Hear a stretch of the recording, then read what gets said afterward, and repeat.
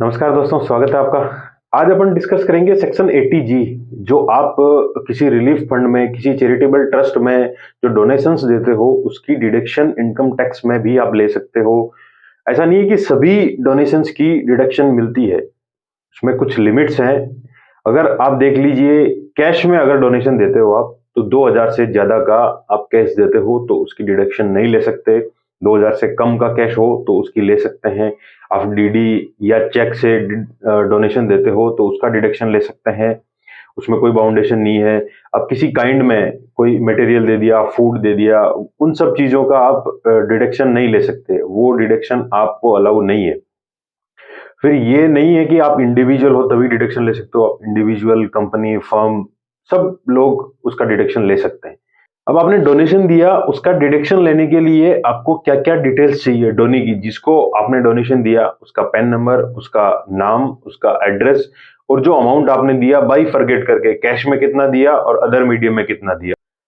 Eligible categories 4 type से अपन देख सकते हैं टेबल के फॉर्म में, टेबल ए, बी, सी, डी।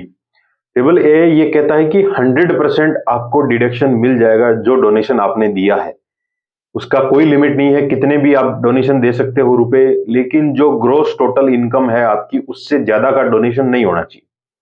टेबल बी, उसमें 50% आपको डिडक्शन मिलेगा, वो भी आप कोई भी लिमिट नहीं है, जितना आप डोनेशन देते हो उसका 50%, लेकिन ग्रोस टोटल इनकम से ज्यादा का डोनेशन नहीं होना चाहिए।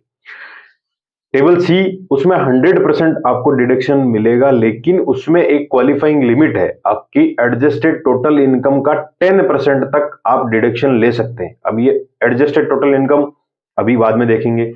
फिर है टेबल डी, जिसमें आप 50% डिडक्शन ले सकते हो, वो भी क्वालिफाइंग लिमिट के साथ, यानी एडजस्टेड टोटल इनकम है उसका 10% आप डोनेशन दे सकते हो, उस डोनेशन का 50% आप डिडक्शन ले सकते हो।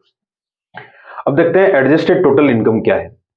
आपकी जो ग्रोस टोटल इनकम है उसमें से हटा दीजिए 80C से 80U जो आपने इन्वेस्ट किए हैं, जो आप डिडक्शन लेना चाहते हो, 80G को छोड़ के 80C से 80U वो हटा दीजिए। कोई एग्जम्प्ट इनकम है वो हटा दीजिए, long term capital gain, short term capital gain, या फिर section 115A, B, A, C, in sub section में अगर आपने कुछ इन्वेस्ट किया है या आपकी एग्जम्प्ट इनकम है, वो हटाने के बाद जो अमाउंट बचता है उसे बोलते हैं एडजस्टेड टोटल इनकम। इस एडजस्टेड टोटल इनकम का 10% क्वालिफाइंग लिमिट है डोनेशन के लिए। फिर अपन लिस्ट देखते हैं। 100% डोनेशन विदाउट क्वालिफाइंग लिमिट, यानी आप कितना भी पैसा दे सकते हो उसका 100% आपको डिडक्शन मिलेगा। वो देखिए आप, national defence fund setup by central government, prime minister national relief fund, national foundation for communal harmony, an approved university education institute of national eminence, जिला साक्षरता समिति कोई भी डिस्ट्रिक्ट कॉन्स्टिट्यूट करता है और डिस्ट्रिक्ट कलेक्टर उसको हेड करता है।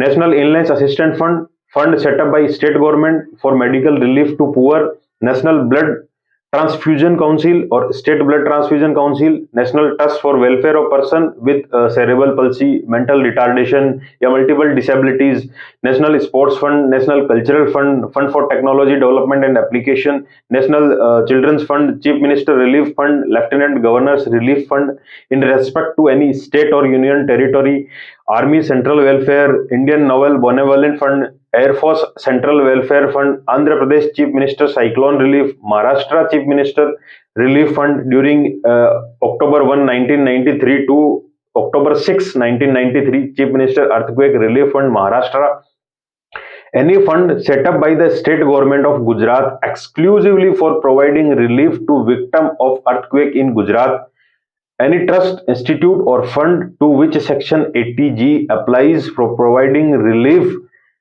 to the victims of earthquake in Gujarat, contributions made during Jan 26, 2001 and September 30, 2001. India Earthquake Relief Fund, Africa Fund, Public Contribution India, स्वच्छ भारत कोष, clean Ganga fund, national fund for control of drug abuse.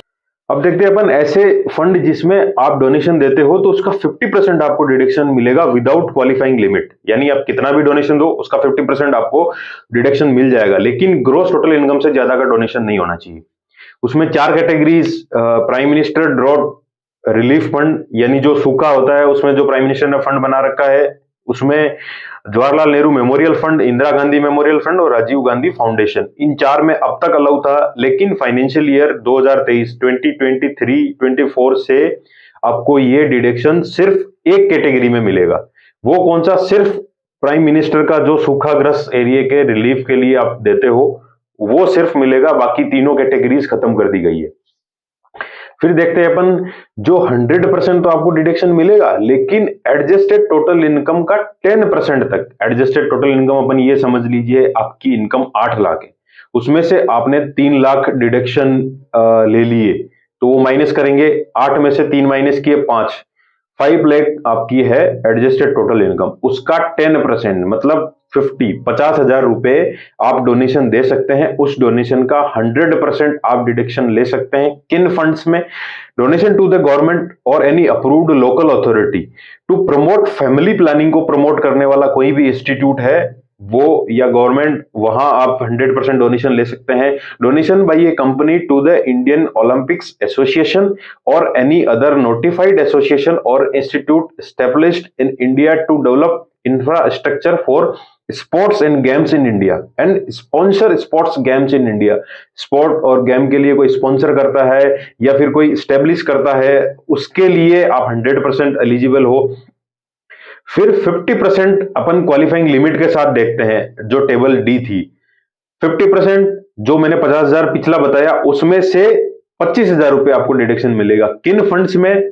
Any other fund और institute satisfy the condition mentioned in section 80J में जो जो conditions है उनको satisfy करने वाला कोई इंस्टीट्यूट है, उसको आप डोनेशन देते हो तो 50% आपको डिडक्शन मिलेगा। गवर्नमेंट और any local authority to be utilised for any charitable purpose other than the promoting family planning. Family planning के लिए 100% मिल जाएगा 50,000 रुपए, लेकिन अदर देन फैमिली प्लानिंग है उसके लिए 25,000 रुपए मिलेगा।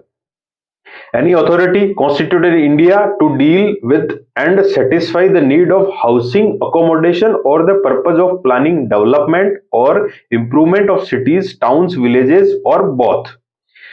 Any corporation refer to the section 1026BB for promoting the interest of minority community for repair or renovation of any notified temple, mosque, gurudwara, church or other places. ये सब deduction 50% allow हुए। चारों categories अपन ने देख ली, adjusted total income देख ली, तो अब मुझे नहीं लगता आपको डिडक्शन लेने में कोई दिक्कत है।